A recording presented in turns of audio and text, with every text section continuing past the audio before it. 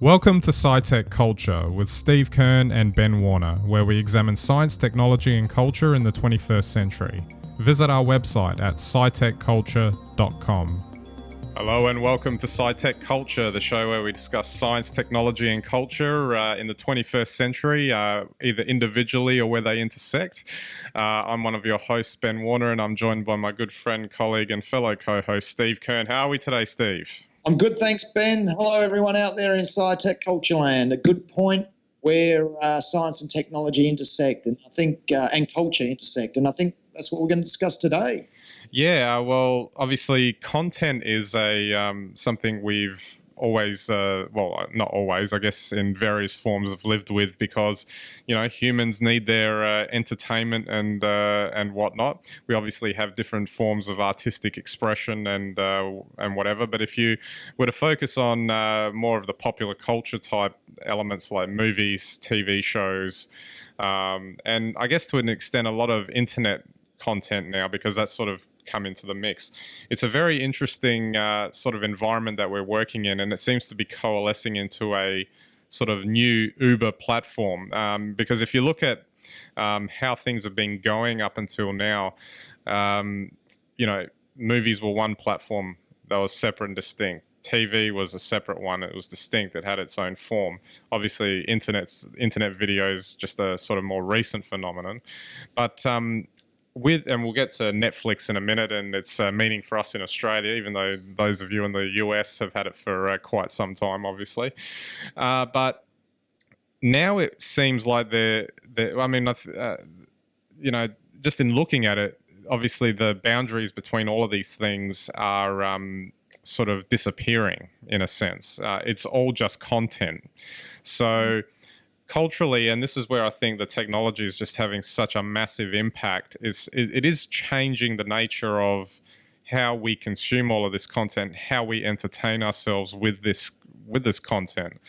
You know, and again, before we get into the specifics, just broadly, you know, just in thinking about it, you know, if we watch a movie on an iPad, is it a film anymore, kind of thing? If we're watching a TV show in a cinema, is it a TV show anymore?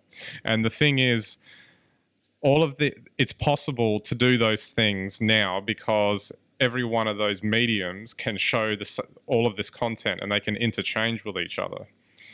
So are these now just going to become more, you know, in concept only, that, you know, a movie is something that is 2 hours long, a TV show is something that's an hour long or half an hour long, and that's how we leave it as? It's not necessarily something, you know, the TV show is something where you sit in the living room and look at a certain size screen to watch it, and that's all you get to see it as, which is what we've known as. You go to see a movie when it's a, you know, a huge screen in a dark room, and you have to go out to see one, you know, all that sort of stuff. It's a good question, isn't it? And then with that come the business model. So is free-to-air television, when you're watching that TV show, is that too cheap? Are movies at the cinema too expensive? Yeah, exactly. Yeah.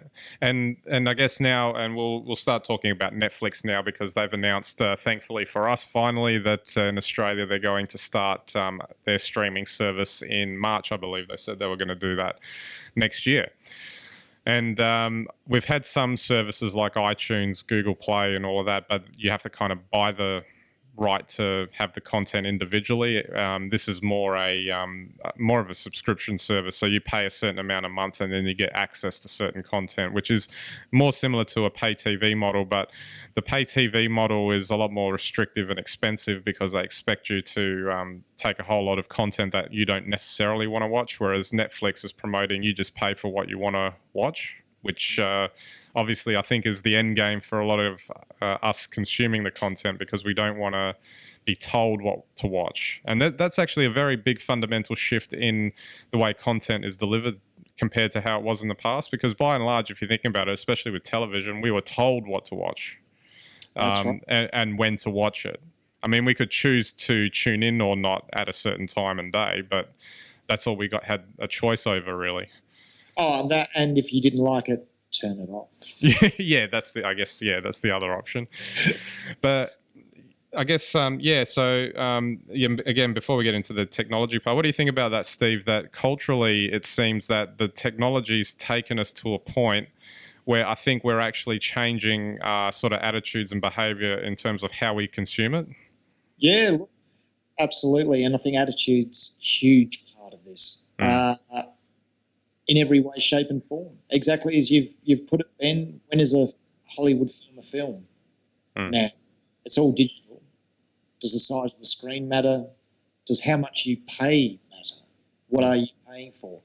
Yeah, it's a very interesting discussion, and certainly one we're seeing now, a whole fragmentation of the market, which everyone's well aware of. But there's still a big core of people watching linear broadcast, fixed times, people telling us what to watch when. And a lot of that's based around the news cycle and tradition. There's still enough people who grew up with that to make that viable business. At the same time, however, you've got everyone from probably 3-year-olds through to 30-year-olds now who are quite happy just to do on demand. And I think that, there's separate groups within that. You've got separate business models. You've got everything from subscription, pay-per-view, and, closed ecosystems where the content is free inside it. I don't think any one in particular is going to perhaps dominate or completely take over, but certainly some will be stronger, some models will be stronger than others, and that will be dictated by people's attitudes towards how they consume content. And I'm not sure anyone can predict that yet. Well, just as an example of how that sort of behaviour can affect existing media companies and the way they're delivering content, I'm sure you would have seen Foxtel release a whole bunch of new plans in Australia, I guess knowing that Netflix was coming, and now all of a sudden it looks like it's a reasonable price, Yeah. But still, you can't help but wonder, is that enough for a company like that to do that if they're still is ostensibly offering the same service, even though it's cheaper? Well, Foxtel have got very good content deals. So they hold a traditional position in the Australian market.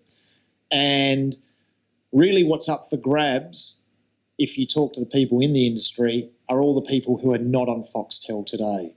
Yeah. So what Foxtel is actually doing, I think, rather than protecting their subscription service, which has pretty much been locked in for a number of years now, they're trying to grow it by being cheap and competing against the new players like Fetch TV, like Netflix. Yeah. And they've probably taken the initiative by getting out there early.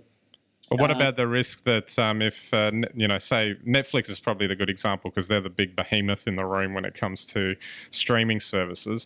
What do Foxtel do if existing customers have a look at this and go, well, actually this works a lot better because it's giving me what I want in a better format when I want it, and I don't have to listen to you tell me when to watch it.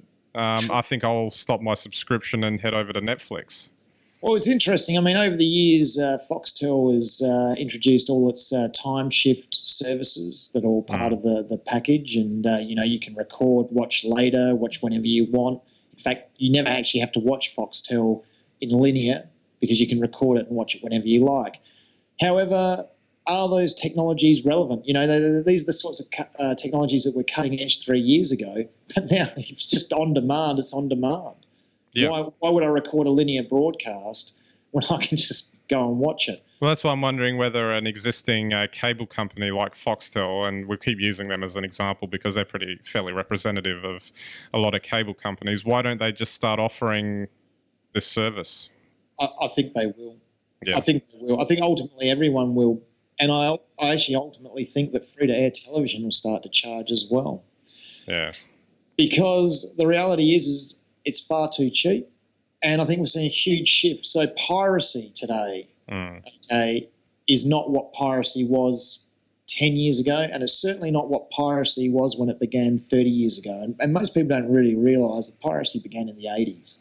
In computer games, Commodore 64, and VHS, or that was where piracy started.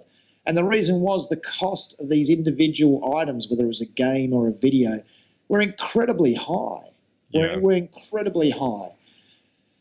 now what's happening is people have got apps. People are quite happy to spend $2, $3. People are quite happy to spend probably, you would say, $25 to binge watch, a Netflix series over a weekend. Who knows where the right price points are? I don't.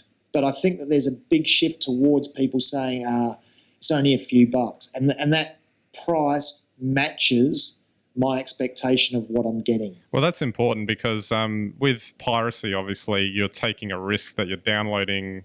You don't know where it's really coming from, and you don't know what might be attached to it that's malicious.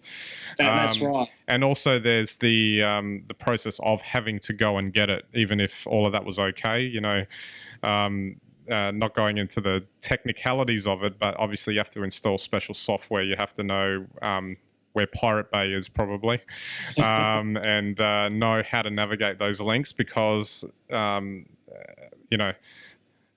doing research for these things, I've seen how some of those websites work, and obviously they're a bit dodgy looking in that respect.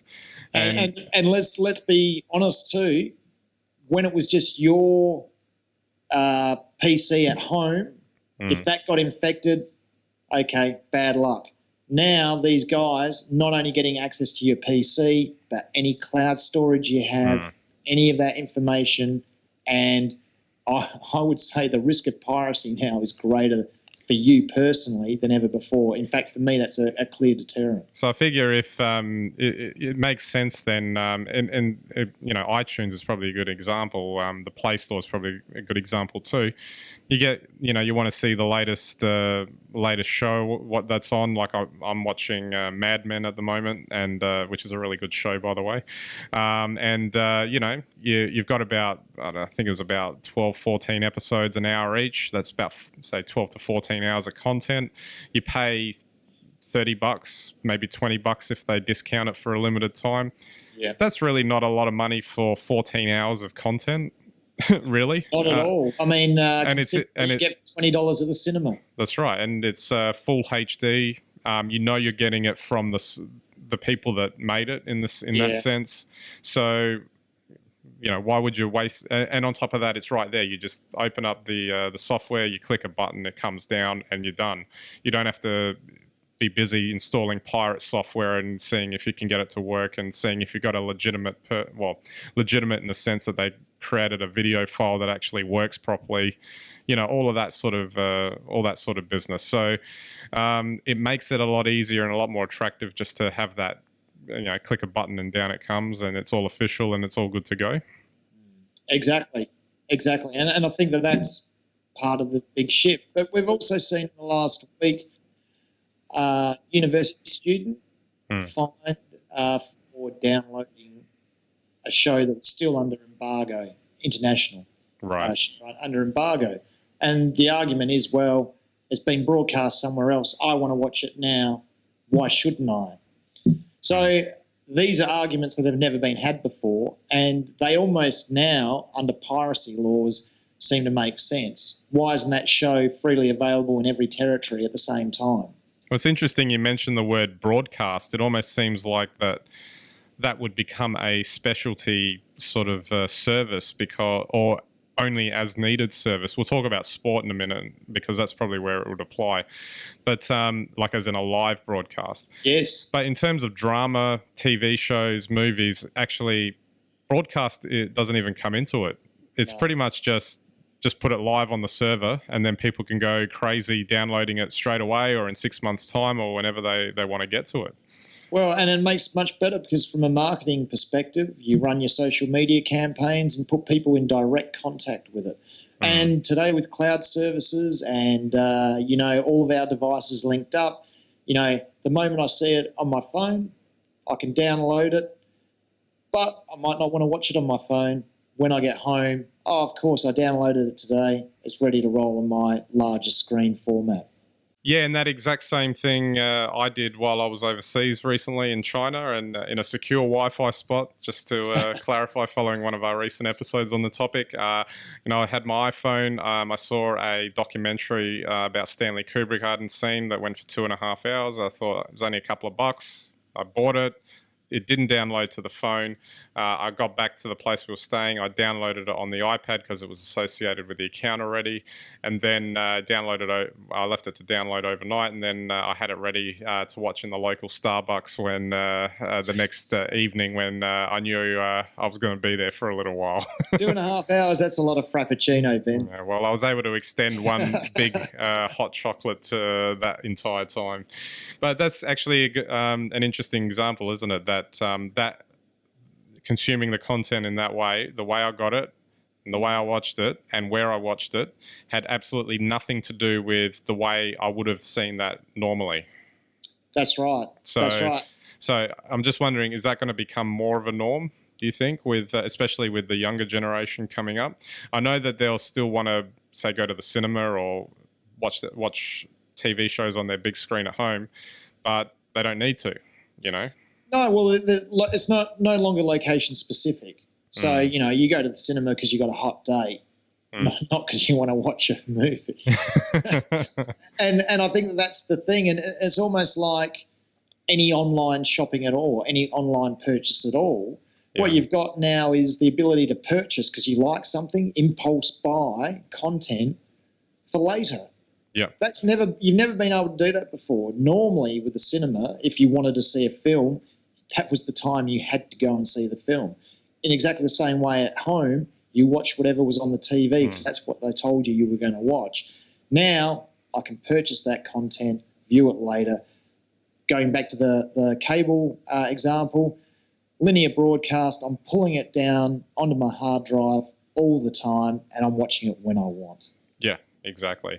Now, just to wrap this up a bit, I want to talk about sport, license deals, the way that sort of works, and also, and I'll just start with obviously Tim Cook coming out, and he's said quite a few times that the TV experience feels like it's stuck in the 70s still, and even though all of the technology's sort of evolved, and even like the TVs are whiz bang and everything today, but the fundamental way it works is still hasn't changed really. Yeah. And obviously they consider that an area of interest, as they keep calling it, for Apple to develop. But it would seem that it's got to do with how content is licensed from the big players that's having the big effect.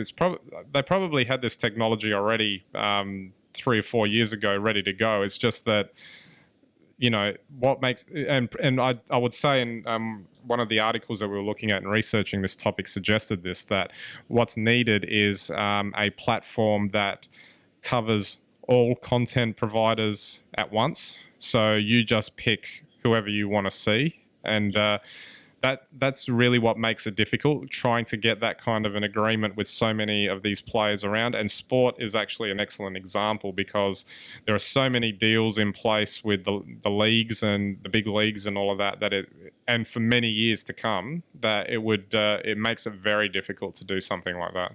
Well, this is a really good point. It's getting back to Netflix. The reason Netflix will not enter the Australian market until 2015 is because of the licensing agreements with the free-to-air and cable stations in Australia. So they'd already sold, season whatever of whatever, series. They can't then, after they've sold it exclusively to a broadcaster, come in and start offering it on demand. That's right. Yeah. So, yes, we are going to see a lot of this, and sport's a great example. I think some very interesting things are happening in the Australian Football League, certainly around Telstra and the upcoming sports rights, because you've got your traditional broadcast platforms, whether it's cable, whether it's free-to-air. And in Australia, we do have a unique situation that's very different to anywhere in Europe or the States with how sport is seen on free-to-air. But that aside, effectively, online is a whole different platform, is the way they're viewing it. So I don't know what that does. Does that devalue the other platforms? Should the AFL only be allowed to ask, essentially in commercial terms, the same amount and just split it up 3 ways? Or can they, which is what they want to do, sell the internet rights separately on top of, and then make a huge windfall? which I don't think the traditional broadcast partners are going to like, but it'd be very interesting to see how it plays out. Yeah, absolutely. And I guess just bringing it back now to how this all plays out for people and the way it functions. Perhaps I know that for me personally, I don't watch, by and large, linear TV free to air anymore, in the sense that of turning the TV on and watching it according to the guide. Yeah. If anything, I watch that kind of thing on demand via the many replay apps that they've got going at the moment, which are just amazing, and probably the ABC and SBS on demand apps. The catch up viewing apps are amazing, and that's how I actually watch TV. And in addition to sourcing it from online sites and stores such as iTunes, and I'll probably have a look at Netflix when it finally arrives here. But these days, I actually find it's very rare for me to actually sit down and watch content the old-fashioned way. And interestingly enough, that also applies to movies as well. I go to the cinema a lot less than what I used to, basically because unless it looks really exceptional, I'll just say, oh well, they're going to release it online for streaming a couple of months after the initial release. I can just wait for it then and not pay for it twice. So I know that's how it works for me. How are you going with it, Steve? Are you sort of on board with that yet, or are you still sort of looking at it in the old-fashioned way?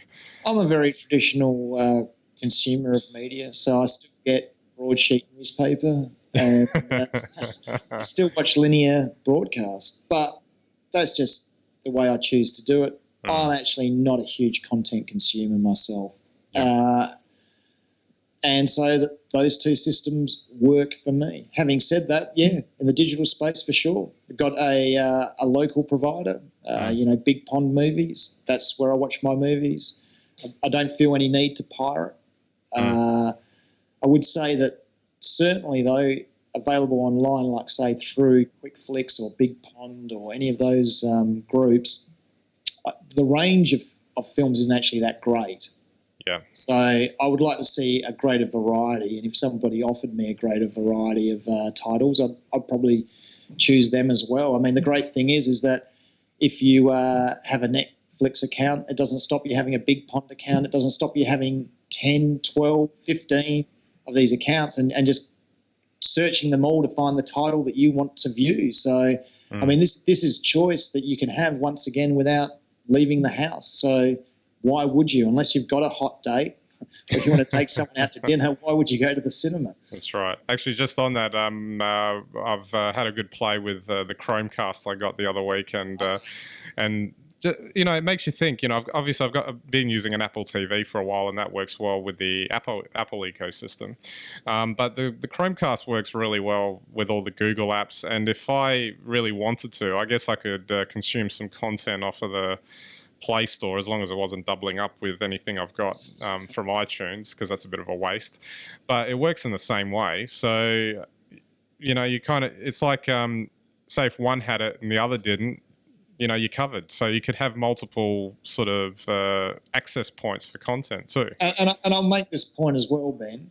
Okay, Apple TV might be a little bit expensive, you might consider, but really, because of the way it works with the ecosystem, it's not. No. But if you bought Apple TV and you bought Google or Chrome, or get a Chromecast, then the reality is that for under $150 Australian, you probably don't need any other systems. Yeah, exactly. But the only thing I would add to that too is that it's almost a shame that Amazon's video services are unavailable in Australia, because if they were, you'd just get, because they've got a similar thing now, a Fire Stick. Yep. Stick that in the back in one of your HDMI ports, and you can have access to that too. And honestly, if you had the Amazon, Apple TV, and Chromecast, you couldn't go wrong. Isn't that another shift in thinking too, that you have to be sort of only thinking about one place to get it? We've covered this before, with regards to the ecosystems. I think the ecosystems were a great idea 10 years ago, 5 years ago, when we first had the iPhone coming out and, the iPads and that sort of thing. But you're not going to be able to stop people having 2 or 3 subscriptions. It doesn't cost you to have a Netflix subscription. It only costs you for what you view. So you can have as much access. You can sign up to as many of these types of content providers as you like. It's pay per view. This is the whole reason that I can't believe that piracy is relevant anymore. Just put a price on it, put a reasonable price on it. People will pay. They pay for everything else. They pay for apps. They pay for tickets. They pay for every other service they use now, and people are comfortable with it. Wasn't that the Steve Jobs mantra way back when he started music with That's iTunes? Right.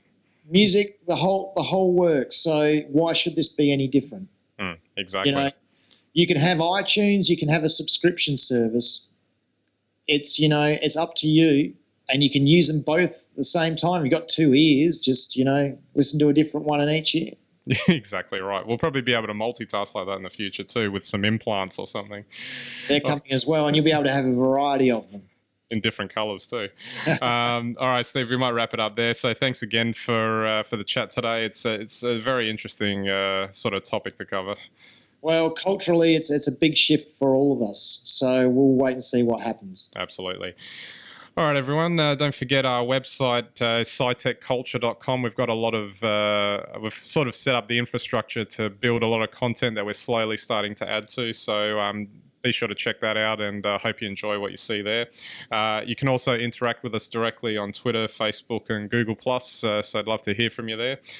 We've got some photography on Instagram and Flickr. All the links are on the SciTechCulture.com website. And as far as our show, if you think anyone's interested in the discussions that we have on a regular basis, then send them to our website, and we'd appreciate that. It's something that we always are keen to do, sort of engage with other people and on these types of topics that we cover. All right, so that's it for this episode. We'll catch you next time.